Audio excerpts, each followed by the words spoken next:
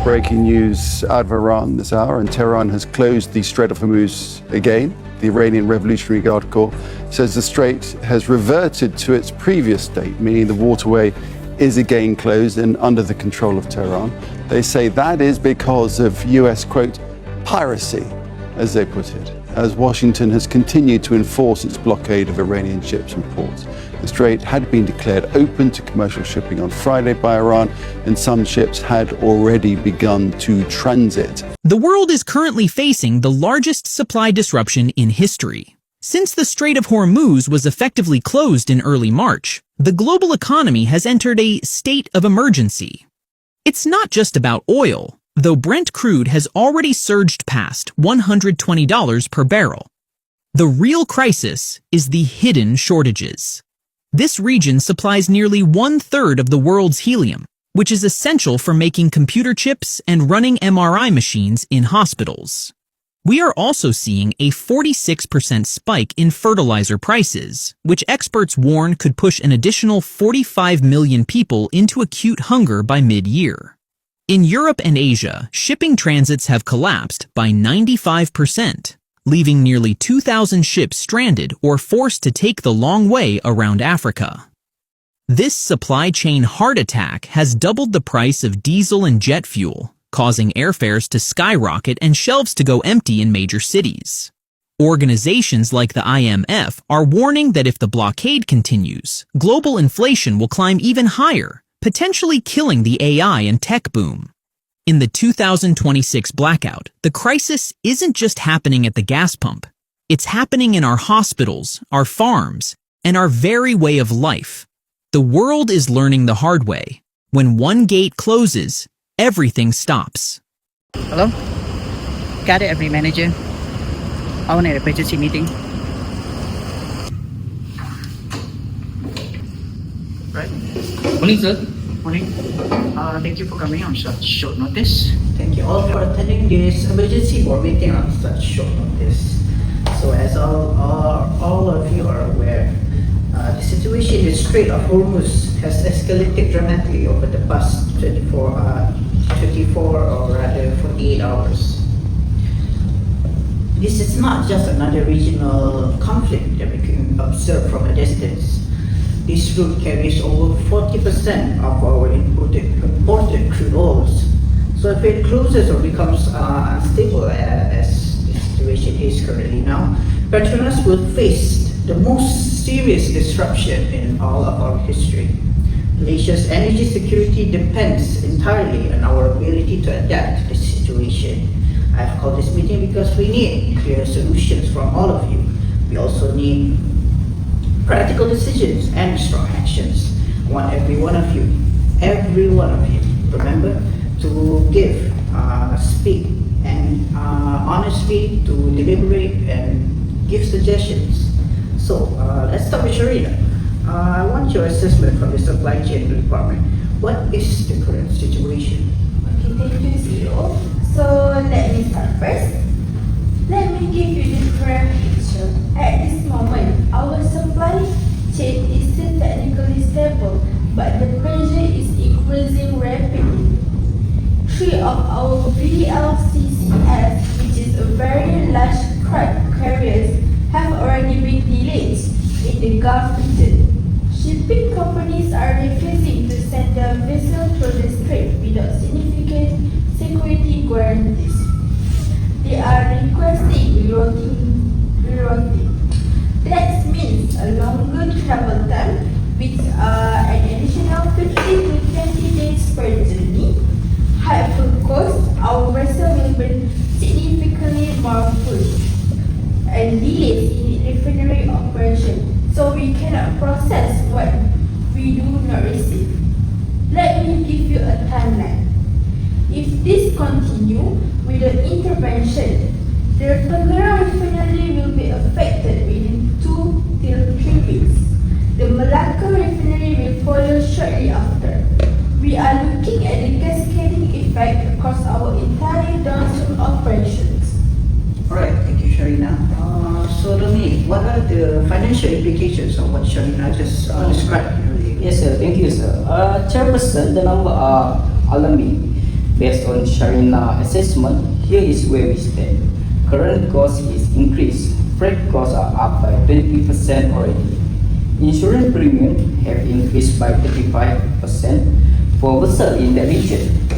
If we are forced to reload, we are looking at an additional 50% increase. This is just the immediate effect actually. If a global oil price continue to rise and they will face this crisis persist, our entire operating cost structure could increase by billion. We are talking about potential loss that could impact our quarterly results significantly.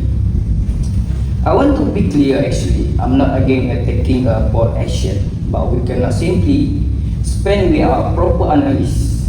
Every decision we make today must be financial, justifiable. We respect your needs. We cannot wait for perfect financial modeling while the situation deteriorates. We need to act faster. I understand, Serena, but I need to ensure that when we act, we do not create a different set problem later. What if price fall after we have spent billion on storage expansion? What if we make a commitment we cannot sustain? Right. Hold on, Tom. Alice, from the risk factors, what are the risks regarding this? Okay, thank you, Chairperson. The risk is far beyond just cost. I have identified 3 major threats that we must address immediately. So, the threat one is supply disruptions. And if the strait closes, we lose a significant percentage of our crude supply. Malaysia does not have enough domestic production and to cover our refining capacity. We would be forced to cut operations. So the second one is price volatility. So geopolitical shock trigger market panic. In the worst case scenario, we could see oil prices exceeding to $120 per barrel. This will increase our procurement costs dramatically and destabilize our entire supply chain. And the last one is political escalation. There is a very real possibility of a military escalation. If war breaks out, the entire region becomes unstable. This is not just about shipping routes. It could affect our diplomatic relationship and joint ventures and reputations. So basically what you're saying is there are 3 threats, which is supply disruption, price volatility, and political escalations. Okay, I see where you're coming from. So what are your assessments of the probability of these threats actually materializing? The probability of a supply disruption is now high. So I would say over 60%. Price volatility is almost at like 80% probability. Political escalation, that is more uncertain, but the risk is real. Right.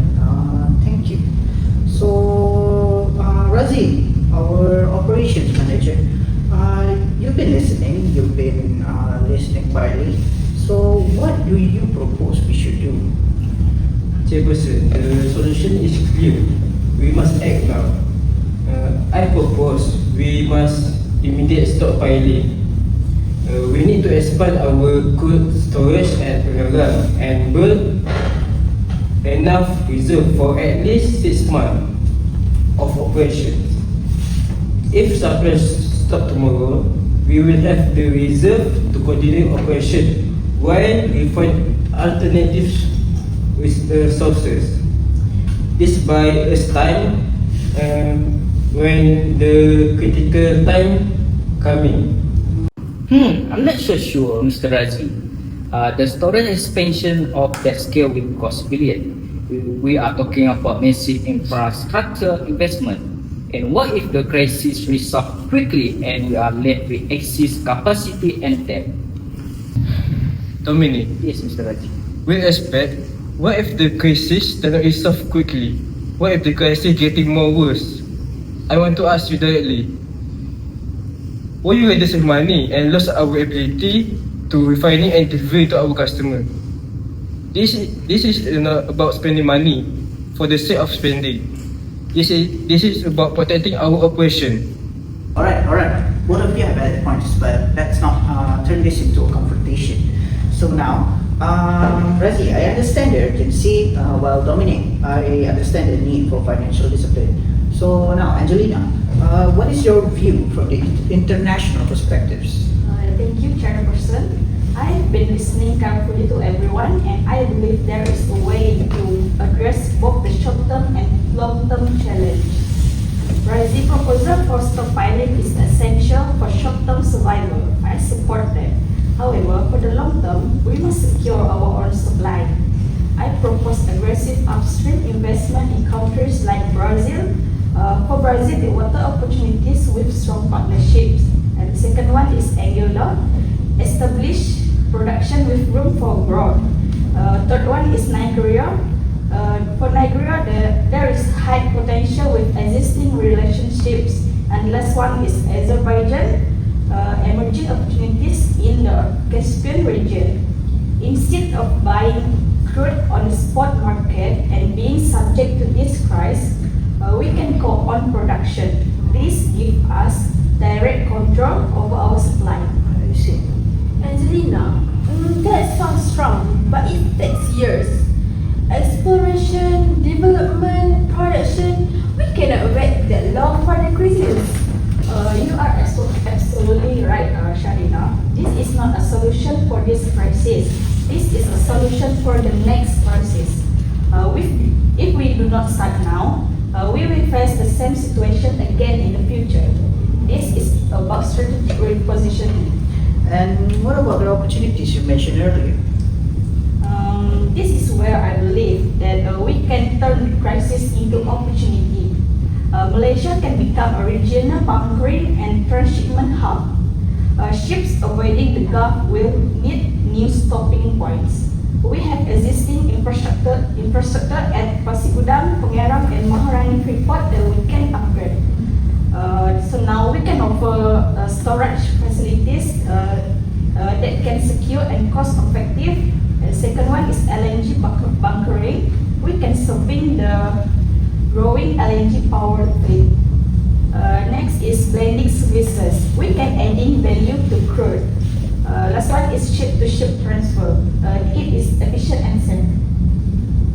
Right, so basically you're suggesting that we offer storage facilities, LNG bunkering, blending services, and also ship-to-ship transfer. That is quite interesting and a feasible strategy, but competing with Singapore? Competing with Singapore? Nah, that won't be easy, right? What do you think, operational director? It won't be easy. Singapore is well established. But I think Malaysia gives us geographic advantage. We are positioned strategically along major shipping routes. We can offer lower costs and more flexibility. But infrastructure investment is high. If shipping demand drops, this port may be underused. Okay? Exactly, you got what my point is. And with Petronas reputation and capabilities, we can build something significant. This crisis could be the catalyst for a new chapter for Petronas. Chairperson, Angelina proposal is exciting, but I must raise concerns from a risk management perspective. Right, let's hear it. So, in infrastructure investment is high. We are talking about billions of ringgit in port upgrade. So, if shipping demand drops, for example, if the crisis resolves quickly, if a global demand for oil declines, or if the technology change, these ports may be underused. So we need to carefully assess the return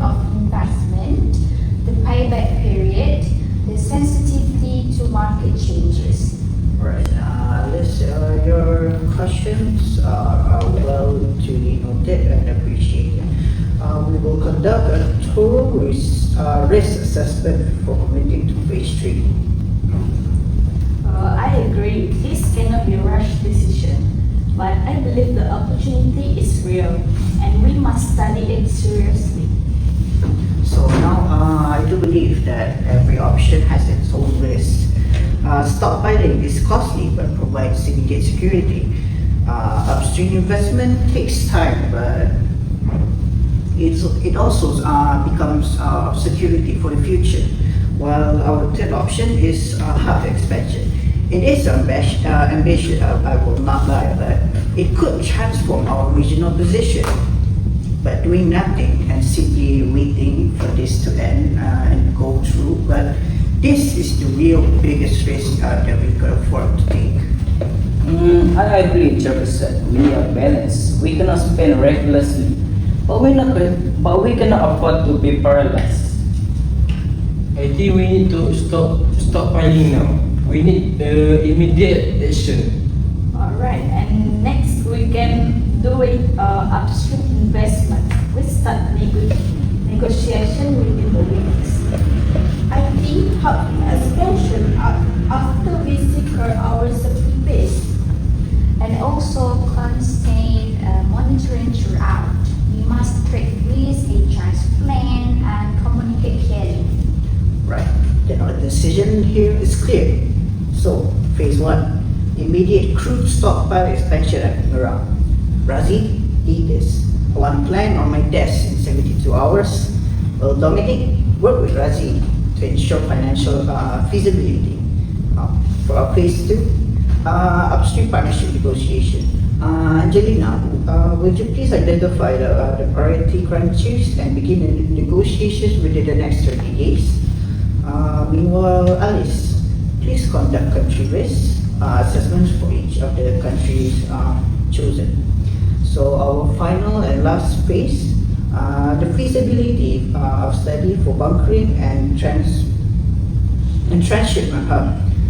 So Angelina, please take this study. Dominic, please, please provide financial modeling while Alice assess all the risks, political, financial, operational, you name it. Yes. Alright, everyone. Alright, I would like to thank you all again for your honesty and your commitment today. This crisis is dangerous, I will not deny it, but it can also become our own opportunity to grow further for our company. If we act fast, make wise decisions, and work together, Petronas will emerge stronger than before. Yes, we will deliver, CEO. We are ready, And we have the vision and we have the capability. And we will ensure it makes a financial sense. And also, we will monitor and protect every step of the way. Right, the eyes of the nations are on us. The energy security of Malaysia depends on the decision that we make today. I trust each and every one of you. Alright, now get to work. Thank you, sir. Thank you, sir.